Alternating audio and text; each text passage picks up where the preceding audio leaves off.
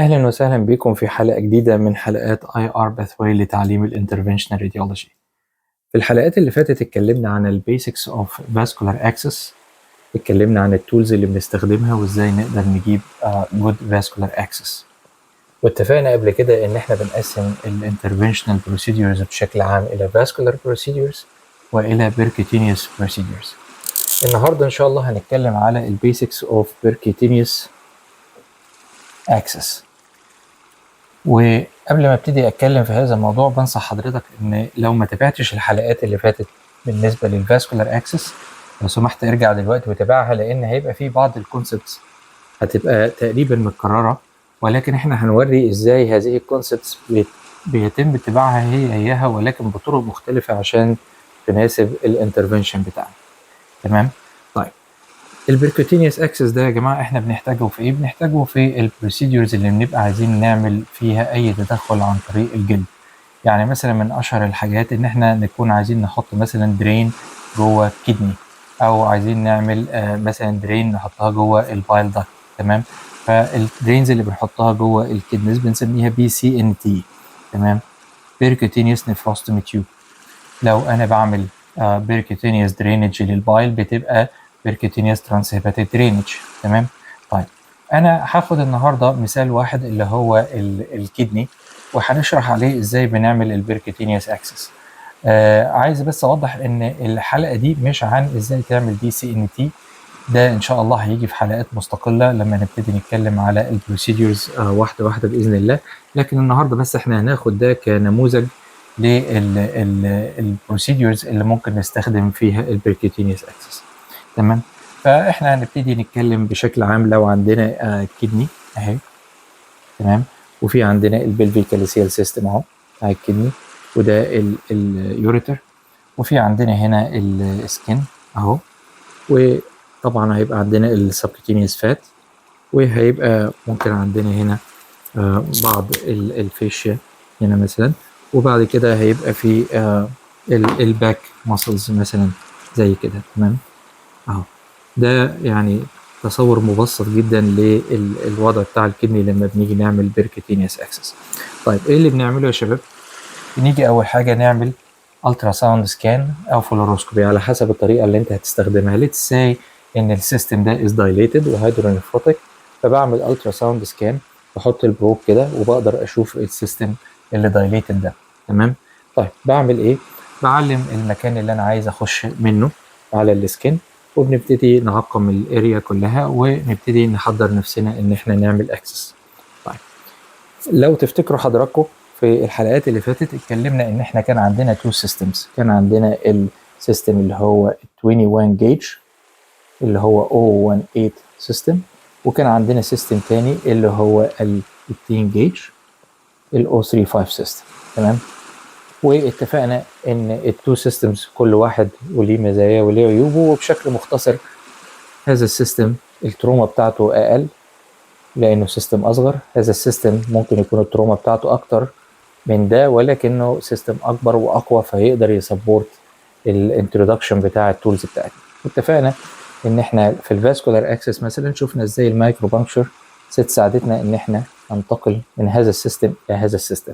النهارده هنعمل نفس الحكايه بالظبط، عشان كده بقول لحضراتكم ان الاي ار از اول اباوت ذا كونسبتس. انت لو فهمت الكونسبت هتقدر تفهم حاجات كتير جدا في الاي ار.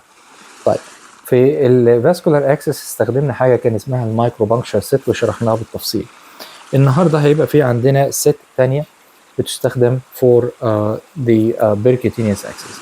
دي واحده من السيتس الافيلابل اللي هي بنسميها النف سيت من كوك.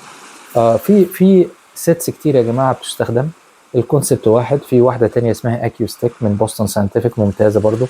اكيد الناس اللي بتشتغل في دول مختلفه وفي مناطق مختلفه هيبقى في سيتس مختلفه، ولكن زي ما بنقول دايما الكونسبت واحد. طيب الست دي لما بتيجي بيبقى فيها ايه؟ بتيجي بالحاجات التاليه. اول حاجه بيجي معاها نيدل، اكسس نيدل اهي، دي بتبقى جايه في نفس الست، وبيجي معاها الست كلها، وبيجي معاها كمان مايكرو واير اهو اللي هو ال 018 واير. تمام؟ يبقى اذا انا لما بفتح الست بتبقى بالظبط كده. طيب ايه اللي هعمله في الاول؟ هاخد اول حاجه ال 21 جيج نيدل اللي بتيجي. طيب ال 21 جيج دي يا جماعه دي بنسميها تروكر نيدل. يعني ايه تروكر نيدل؟ يعني هي عباره عن ابره خارجيه وبيخش جواها تروكر، تمام. فهذا تروكر دايموند شيب عند التب بيخش جوه النيدل دي، وبيبقى فيه هنا لوك بيقدر ان هو يلوك النيدل كده. فبالتالي بقى عندنا هذه النيدل والتروكر بيبقى طالع من عند التب بتاعتها، تمام. طيب في حلقه ان شاء الله مستقله هنتكلم فيها عن انواع النيدلز، ولكن بشكل مختصر هذا الديزاين بيساعد النيدل دي ان هي تبقى لها ستيفنس، لان احنا عارفين ان احنا هنبقى going for a deep organ، فعايزين النيدل تبقى ستيف، مش عايزينها تبتني مننا واحنا داخلين من خلال التيشوز. وفي نفس الوقت وجود هذا التروكر جوه بيقلل التروما للرينال تيشو، تمام. فدول فايدتين بتضيفهم هذه التروكر نيدل. طيب بنعمل الالترا ساوند سكان وبنيجي اندر الترا ساوند ونبتدي ندخل النيدل بتاعتنا، ندخلها لغايه لما نوصل جوه البلفي كاليسيال سيستم، تمام. اول حاجه بنعملها في اللحظه دي ان احنا بنقوم شايلين التروكر، خلاص ما عدناش محتاجين هذا التروكر انيمور، فبنشيل التروكر. اول لما بنشيل التروكر بيبقى عندنا هنا اكسس للسيستم. طبعا لو السيستم هيدرونيفروتيك هيبقى فيه يورين طالع من التيب اوف ذا نيدل، وعادة في الكومن براكتس بنوصل النيدل بوصلة بنسميها كي 50 وبنحقن كونتراست عشان نتأكد ان احنا ان جود بوزيشن جوه هذا السيستم. طيب بعد كده بنعمل ايه؟ هنعمل بالظبط زي ما عملنا في الفاسكولار اكسس، هنجيب الواير اهو اللي جاي مع الست ده 018 واير، احنا لغايه دلوقتي في هذا السيستم، وهجيب هذا الواير وبدخله من طرف النيدل هنا، بدخل الواير من طرف النيدل كده وببتدي انتروديوس هذا الواير لغايه لما يوصل جوه البلفي كاليسيال سيستم، تمام. طبعا زي ما قلت الحلقه دي مش هنتكلم فيها عن التكنيكاليتيز بتاعه البي سي ام تي، لما نيجي للحلقه المخصصه كده هنتكلم على بعض التبس والتريكس هنا، ولكن بشكل عام هو ده اللي بيحصل. يبقى اذا بقى عندي ال 018 واير جوه البلفي كاليسيال سيستم. طيب خلاص هعمل ايه؟ هقوم شايل دلوقتي النيدل بتاعتي وهسيب الواير، وبكده بقى عندي 018 واير جوه البلفي كاليسيال سيستم. طيب ايه الخطوه اللي بعد كده بقى؟ الخطوه اللي بعد كده ان انا عايز انقل من هذا السيستم الى هذا السيستم، هتحصل عن طريق النفس اللي هي حاجه زي دي او ما يشابهها زي ما قلت، سواء الاكيوستيك او وات ايفر سيستم موجود في المنطقه اللي بتمارس فيها. طيب انا هتوقف هنا بس عشان اوري حضراتكم الست دي عباره عن ايه، تمام. طيب خلينا نشوف هي عباره عن ايه. اتمنى تكون واضحه في الكاميرا. هي في الاساس عباره عن 3 اجزاء، تمام.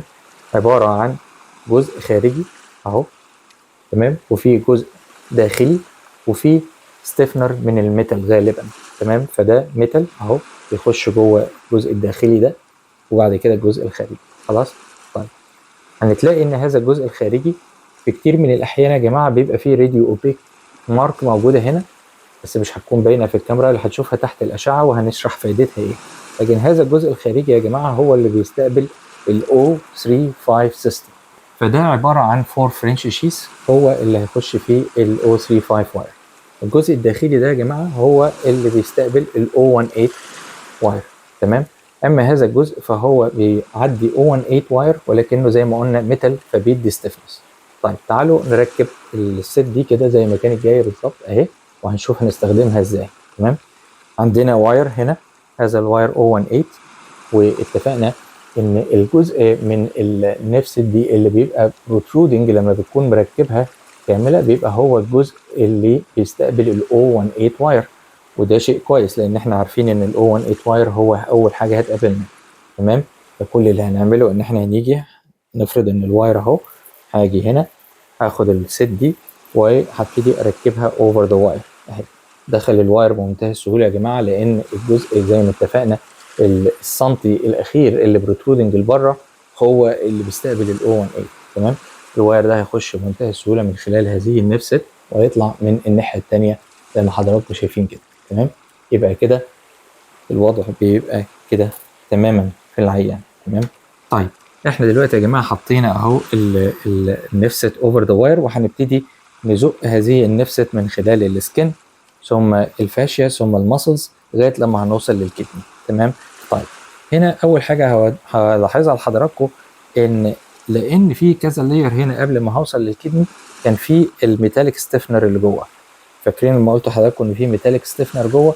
ده فايدته ايه يا جماعه؟ فايدته انه يدي قوه لهذا الست بحيث ان هي تقدر تعدي من هذه اللايرز. تمام؟ فهو بيعمل لها ستيفننج. تمام؟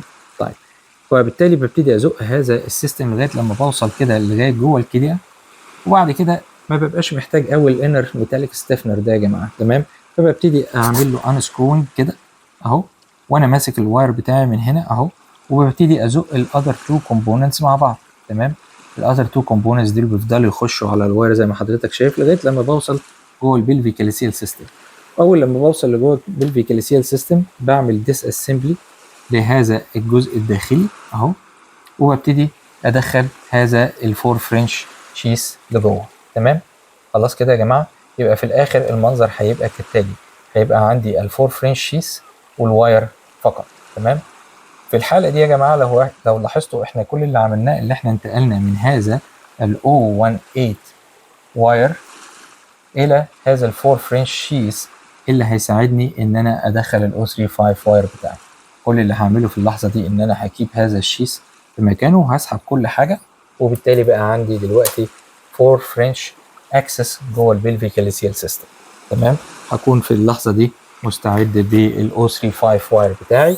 هجيب ال 035 ده مثلا امبلت واير اهو، وهدخله كده من هنا، هيخش بمنتهى السهوله لانه 4 فرنش، وبالتالي بقى عندي ستيف واير موجود في السيستم هنا.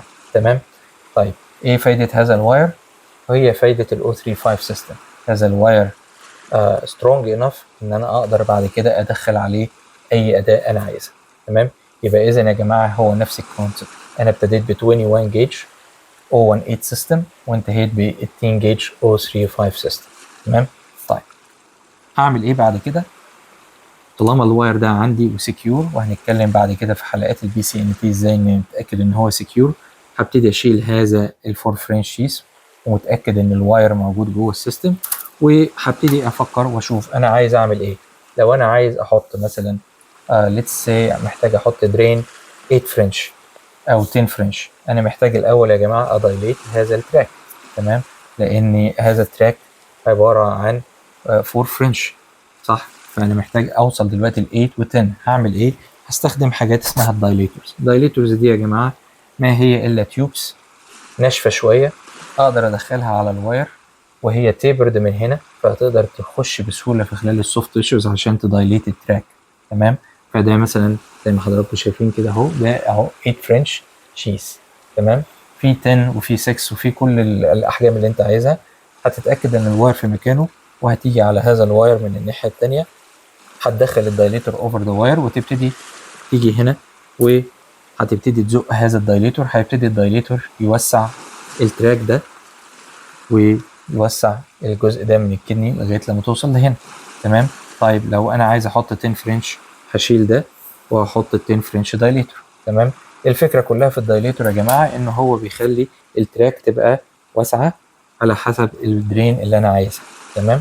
بحيث ان انا لما اجي ادخل الدرين بتاعي ما واجهش مقاومه شديده في السوفت تيشوز. تمام؟ بس هي دي هو ده الكونسبت اللي احنا كنا عايزين نوضحه، ازاي بنعمل بيركوتينيوس اكسس. نفس الكونسبت يا جماعه هو اللي بيستخدم لو عايز اعمل زي ما قلنا مثلا بيلياري درين. نفس الكونسبت بالظبط. خلاص؟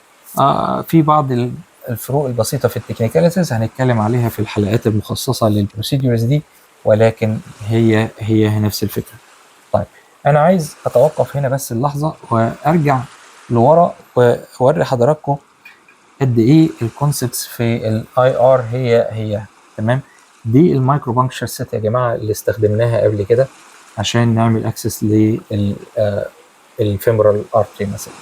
لو جينا نفتكر هي عباره عن ايه، كانت عباره عن inner part واوتر بارت. الاوتر بارت كان 4 فرنش بيستقبل 035 واير، والانر بارت كان هو اللي بيستقبل ال 018 واير.